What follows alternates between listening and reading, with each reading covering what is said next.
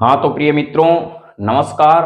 आज का हमारा अध्याय है पाचन तंत्र का चित्र बनाना और उनके फैक्ट को समझना। डीपली हम पाचन तंत्र के बारे में, मानव में पाचन है उसका अलग से टॉपिक लाएंगे। आज है चित्र, क्योंकि यह महत्वपूर्ण है। तो चलिए, हेडिंग है पाचन तंत्र। पाचन तंत्र क्या होता है, किस प्रकार से है, इसके बारे में हम अलग से पढ़ेंगे। अंग्रेजी में इसको डाइजेस्टिव सिस्टम कहा जाता है, इंग्लिश में इसे डाइजेस्टिव सिस्टम कहते हैं। अब शुरुआत करते हैं चित्र की। तो चलिए प्रिय मित्रों, सबसे पहले आपको इस प्रकार से यहां पर एक दो नलिका रूपी संरचनाएं बनानी है और यहां पर इसको इस प्रकार से ले लेना है। ध्यान रखें, यह वाला भाग मुख्य गुहा प्रिय मित्रों इस प्रकार से सांप के आकार की होगी। जैसे आप दो अंगुलियां फैलाते हैं तो ऐसे ही अंगुलियां रखना। और यह वाला भाग जब आप बना लेते हैं पाचन तंत्र का, आपने लगभग 50% हिस्सा कवर कर लिया है।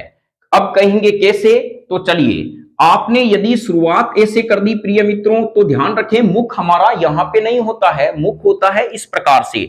ये मुख गुहा है, ये मुख है। तो हम कहें मुख गुहा में दांत, तालू और जीभ तीनों ही पाए जाते हैं, ये मुख गुहा है। तो मैं उम्मीद करता हूं इस प्रकार से आप बनाने का अभ्यास करें। फिर इस नली को नीचे की तरफ ले लें, यह नली नीचे की तरफ आ जाएगी। अब हम कहें आगे प्रोसेस क्या होता है प्रिय मित्रों, इसको थोड़ा सा किस प्रकार से लेके यहां पर एक अंडे के शेप में, जो आपने कभी लोडी देखी होगी, वो लोडी बनानी है। यहां पर इसे घुमाव ले लेना। घुमाव कैसे लिया जाता है, यहां से लेकर यहां। जैसे हमें कहे किडनी बनानी है, तो प्रिय मित्रों किडनी में क्या करते हैं, यहां से लेकर ऐसे घुमाव लिया जाता है। लगना चाहिए हमारा गुर्दा बन रहा है। तो देखिए, ऊपर लोडी, नीचे लोडी, बीच में खांचा रहता है। तो यह इस वाले भाग में खांचा, जिसमें क्या होगा कि अन्य वाहिनियां, शिराएं, वाहिनियां आकर इसमें खुलेगी।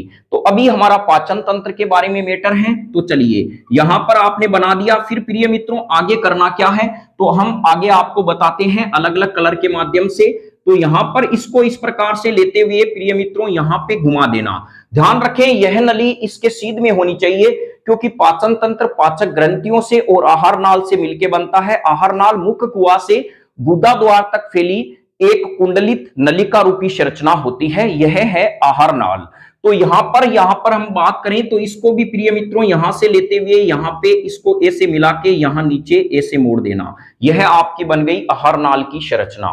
अब आगे क्या प्रोसेस होगा प्रिय मित्रों, तो आगे हम बनाते हैं बड़ी आंत के बारे में। तो यहां पर बड़ी आंत ऐसे बनेगी, यहां पर इस प्रकार से छल्ले बनाना, 4 आप गिन के बना देना।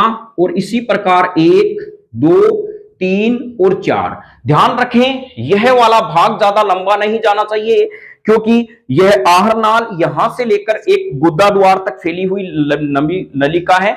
इसमें जो नलिकाएं होती है वो फैली रहती है यहां तक, ऐसा नहीं हो बड़ी आंत यहां तक निकल जाए। तो चलिए, यहां पर आपने बना दिया। आगे प्रिय मित्रों यह इस प्रकार से संरचना होगी बड़ी आंत में। इसमें भी आप 4 पोर्शन ले सकते हैं। यह वर्मीफॉर्म अपेंडिक्स है, अभी इनके बारे में देखेंगे यह क्या है। फिर यह जैसे आप यहां पहुंच जाते हैं, इनके बीचों बीच इसको ऐसे कर दें।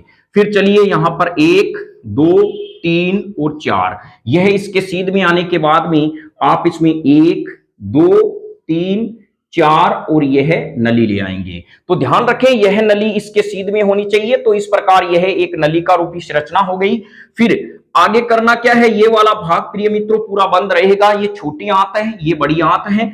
तो यहां पर इस प्रकार से हम इसकी शुरुआत करते हैं।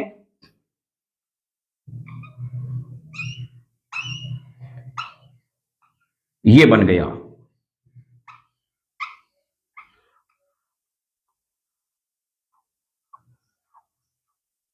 ये संरचना आपके बड़ी आंत की बन गई। अब हमें आगे छोटी आंत बनानी है। तो छोटी आंत को प्रिय मित्रों किस प्रकार से लेंगे, यह छोटी आंत इसमें इस प्रकार से फैली हुई संरचना रहेगी। रटने की जरूरत है नहीं, यह आप जैसे आप कभी पतंग उड़ाते हैं, डोर खींचते हैं, नीचे डोर उलझ जाती है, वैसे ही संरचना इसमें बनेगी। तो चलिए कैसे बनेगी, यहां से आपको एक सिरा कट करना है, यहां से फिर एक आप इस प्रकार से गुच्छे नुमा संरचना बना देना, जिससे आपकी आहार नाल वाली भाग है वो आपका सही लगे। तो चलिए, यहां पर आपने ऐसे बना दिया। यहां मिला देना कोई जरूरी नहीं है, इसमें आके खुले, ये वापस इसमें खुलती हुई रहती है। यह इस प्रकार से संरचना बनेगी। उम्मीद करता हूं न्यू कॉन्सेप्ट क्लासेज के माध्यम से आप इस संरचना को बनाना सीख गए होंगे प्रिय मित्रों। बहुत इजी है, पाचन तंत्र का डायरेक्ट चित्र पूछा जाता है। बनाइए। अब करना क्या है, यहां पर ये जो संरचना ये जुड़ी हुई नहीं है, ये नलिका है जो इसमें फैली हुई है, ये इस प्रकार से है, ये इसमें इस प्रकार बन गई। आप मेरे हिसाब से नहीं, आप अपने हिसाब से भी डिजाइन बना सकते हैं। अब थोड़ा सा ध्यान रखना है, ये वाली नली है तो लगना चाहिए कहां गई, ये इसके पीछे से आ रही है एकदम सीध में, ये यहां आ गई और यहां से आके यहां पर मान लीजिए इस प्रकार से चली गई, यह चलती जाती है, फिर ये ऐसे गुच्छा इसका बनता रहेगा। ये वाली संरचना इस प्रकार से है, ये वाला इस प्रकार से। अब आप पे डिपेंड करता है आप किस प्रकार से बनाई। चित्र ऐसे बनाना कि लगना चाहिए मैं आहार नाल का चित्र बना रहा हूं, ऐसा नहीं इसमें ऐसा गुच्छा बना दे कि पता ही नहीं चले यह है क्या। तो यह बन गई आपकी संरचना। अब चलिए प्रिय मित्रों, हम बनाते हैं इसके अंदर अग्नाशय। अग्नाशय कैसे बनेगा, ध्यान रखें इन दोनों के बीच में से एक नली निकालना और यहां से इस प्रकार ड्रॉ करते हुए चलना। जो हम जब आप बच्चे थे तो इसे चित्र बहुत बनाते थे, लेकिन अब महापड़ाव के दौर में है तो आपका पेन नहीं उठ रहा है क्योंकि अब आपको जरूरत है। यह बन गया अग्नाशय।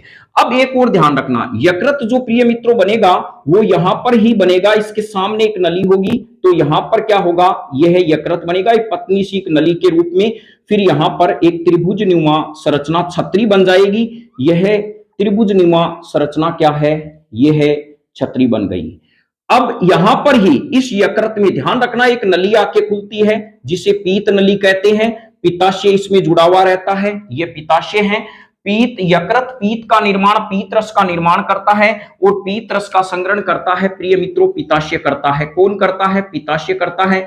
तो यह एक पित्ताशय के रूप में हम इसको बना रहे हैं, आपके आसानी से समझ में आ जाए। यह बन गया प्रिय मित्रों पित्ताशय, यहां आके खुलता है। यकृत कोलेडोगस की नली के द्वारा ग्रहणी भाग में खुलता है, जबकि अग्नाशय विसृंग की नली के द्वारा इसमें खुलता है। इतना 10वीं में मैटर है नहीं, यहां दोनों ओर क्या होता है, कोर्डी की अवरोधनी होती है। देखिए समझिए, ये वाला भाग है ड्यूडेनियम का, तो यह एक नली यहां सामने आके खुलेगी और एक नली यहां पे खुलेगी। इन दोनों के बीच में कोर्डी की अवरोधनी लगी हुई रहती है।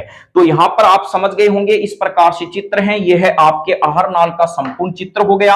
अब चलिए हम इसका नाम लिखते हैं, इनके नाम क्या हैं। तो प्रिय मित्रों बहुत आसान नाम है इनके। सबसे पहला नाम है इसका मुख गुहा, यह है मुख गुहा, मुख गुहा है। अब हम उम्मीद करते हैं क्या है मुख गुहा, प्रिय मित्रों यहीं से भोजन का पाचन हो जाता है। यह क्या करता है, लार का स्त्रावण करता है। तो लार में क्या पाए जाते हैं, लाइसोजाइम एंजाइम पाए जाते हैं, श्लेष्मा पाए जाते हैं और टाइलिन एंजाइम होते हैं। लाइसोजाइम तो क्या करते हैं, लाइसोजाइम हमारे भोजन के साथ आए हुए कीटाणुओं को नष्ट करते हैं। ध्यान रखना लाइसोजाइम एंजाइम आंखों में के आंसुओं में भी पाए जाते हैं। जब कभी हमारे कोई बैक्टीरिया प्रवेश करता है तुरंत आंसू आ जाते हैं तो बैक्टीरिया को मारते हैं। एक होते हैं लार में, दूसरा टाइलिन एंजाइम होता है। प्रिय मित्रों यह एंजाइम बहुत महत्वपूर्ण है, टाइलिन, इसको एमाइलेज भी कहते हैं, एमाइलेज। यह एंजाइम करता क्या है प्रिय मित्रों, एमाइलेज होता है। यह स्टार्च, जो स्टार्च होता है, स्टार्च जिसे हम कह सकते हैं प्रिय मित्रों मंड कहते हैं। यह टाइलिन एंजाइम इसको माल्टोज में बदलता है, माल्टोज में बदलता है। माल्टोज में ग्लूकोज के 2 अणु होते हैं, स्टार्च में ग्लूकोज के बहुत सारे अणु होते हैं। तो ये जटिल कार्बोहाइड्रेट को सरल कार्बोहाइड्रेट में बदलता है, यानी हम कह सकते हैं जटिल कार्बोहाइड्रेट को पॉली कार्बोहाइड्रेट को ओलिगो कार्बोहाइड्रेट में बदलता है। तो यहां पर यह स्टार्च को माल्टोज में बदलता है टाइलिन एंजाइम। टाइलिन एंजाइम का दूसरा नाम है माइलेज, एमाइलेज। यह ध्यान रखें प्रिय मित्रों, पाचक ग्रंथियां 3 प्रकार की हैं, लार ग्रंथि है, अग्नाशय है और यकृत है। अब यहां पर जो नेक्स्ट जो प्रिय मित्रों ये आती है वो है ग्रसिका, इसका नाम है ग्रसनी, यह है ग्रसनी। फिर यहां पर प्रिय मित्रों इसका नाम आ जाएगा ग्रसिका।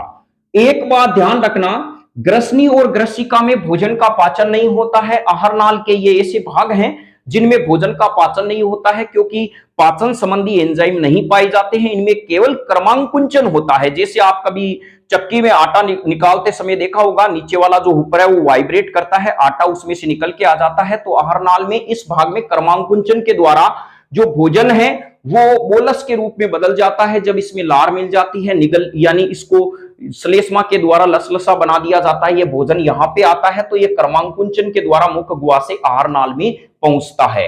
इसमें भोजन का पाचन नहीं होता, इसे डिग्लूटेशन कहा जाता है, जो स्टार बोलिंग ने बताया था। यदि आप इन पाचन तंत्र के बारे में और संपूर्ण जानकारी चाहते हैं तो आप जुड़े रहें। आप जब उच्च कक्षा में जाएंगे तो साइंस के, बायोलॉजी के, केमिस्ट्री के और जो फिजिक्स के वीडियो हैं वो आपको गहनता से मिलेंगे। अभी आपके 10th में इतना सा ध्यान रखना है।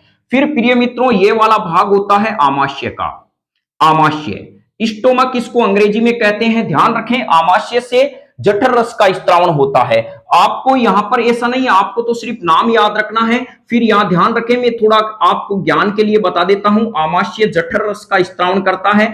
इस जठर रस में प्रिय मित्रों HCl पाया जाता है, पेप्सिन पाया जाता है, श्लेष्मा पाया जाता है, यानी एंजाइम भी पाए जाते हैं, HCl होते हैं और इसके अंदर श्लेष्मा होता है। श्लेष्मा क्या करता है, HCl को यानी आमाशय की जो भाग होता है म्यूकोसा, ये क्या करता है कि जो श्लेष्मा है वो HCl के प्रभाव से बचाता है। आमाशय की दीवारें गल न जाए। जैसे HCl हमारे शरीर पे पड़ता है तो छेद हो जाता है। यदि हमारे शरीर में हमारा आमाशय भी HCl का स्त्रावण करता है तो आमाशय डैमेज क्यों नहीं होता? क्योंकि आमाशय में जो श्लेष्मा होता है वो आमाशय की दीवारों को HCl से बचाता है। HCl क्या काम करता है? हाइड्रोक्लोरिक अम्ल पहला काम तो करता है, आमाशय का माध्यम अम्लीय बनाता है जिसमें पेप्सिन हार्मोन अपना कार्य कर सके। पेप्सिन हार्मोन आगे हम देखेंगे, अभी पेप्सिन जो एंजाइम है वो आगे कार्य कर सके। प्रिय मित्रों, यह भोजन के माध्यम को अम्लीय बनाता है और भोजन के साथ आए हुए कीटाणुओं को मारता है। एक HCl काम क्या करता है प्रिय मित्रों, जैसे ही भोजन यहां आ जाता है ये मुख गुहा को संदेश देता है टाइलिन के स्त्रावण को रोक दो, तो टाइलिन का स्त्रावण रुक जाता है मुख गुहा से। एक ये काम करता है, पेप्सिनोजन जो निष्क्रिय होता है उसको पेप्सिन में बदलता है ये HCl। अब चलिए यहां पर हम देखते हैं ये अग्नाशय। प्रिय मित्रों, ये होता है अग्नाशय होता है। अग्नाशय अग्नाशय रस का स्त्रावण करता है और यह सारीय होता है जो ग्रहणी के भाग को सारीय बनाता है। यह वाला भाग होता है प्रिय मित्रों यकृत। ये वाला भाग यकृत होता है जिसे लीवर कहा जाता है और यह भाग होता है पित्ताशय। पित्ताशय होता है। ध्यान रखें, यकृत पीत रस का निर्माण करता है जिसे पित्ताशय संग्रहण कर लेता है। फिर ये क्या करता है, नली के द्वारा इस ग्रहणी वाले भाग में खुलते हैं, पीत रस का स्त्रावण करते हैं यकृत। पीत रस में पीत लवण पाए जाते हैं जो वसा का पायशीकरण करते हैं, यानी वसा की बड़ी बड़ी बूंद को छोटी बूंद में टूटते हैं। बाकी आगे जाके ये ट्रिप्सिन एंजाइम क्या करता है प्रिय मित्रों, ये एमाइलेज जो होता है लाइपेज एंजाइम, वो वसा का पाचन कर देता है वसा अम्ल में और ग्लिसरोल में। अब यहां पर यदि हम बात करें, ये क्या है, ये वाली संरचना है बड़ी आंत्र। बड़ी आंत्र है जिसे लार्ज इंटेस्टाइन कहते हैं। ये जब छोटी आंत से अपचित भोजन बड़ी आंत में पहुंच जाता है तो उसमें से जल व खनिज लवण को बड़ी आंत्र अवशोषित कर लेते हैं। बड़ी आंत अवशोषित करते हैं जल व खनिज लवण को और फिर अपचित भोजन को आगे भेज दिया जाता है जो मलाशय में इकट्ठा हो जाता है। अब यहां पर यदि हम बात करें प्रिय मित्रों, ये वाला भाग होता है छोटी आंत्र। छोटी आंत्र जिसे सुदांत्र भी कहते हैं, बड़ी आंत्र को वर्दांत्र कहते हैं, अंग्रेजी में स्मॉल इंटेस्टाइन कहते हैं। बड़ी छोटी आंत के भाग होते हैं ड्यूडेनियम जिसे ग्रहणी कहा जाता है और एक जेजुनम होता है, इलियम होता है। बड़ी आंत के 3 भाग होते हैं, सिक्कम, कोलन और मलाशय, जो आपके 10th क्लास में इतना इसमें बताया नहीं गया है। और फिर प्रिय मित्रों, ये वाला भाग होता है गुदा द्वार। गुदा द्वार मलाशय पर आवश्यक दबाव पड़ने से मल का ये गुदा द्वार के द्वारा समय समय पर बाहर निकाल दिया जाता है। ये होता है अंधनाल प्रिय मित्रों, जिसे वर्मीफॉर्म अपेंडिक्स भी कहते हैं और यह एक अवशेषी अंग होता है मानव में, अवशेषी अंग। तो मैं उम्मीद करता हूं इस पूरे डायग्राम के साथ आपने काफी कुछ सीखा होगा। तो ध्यान रखें, यह वाला भाग होता है प्रिय मित्रों ग्रहणी।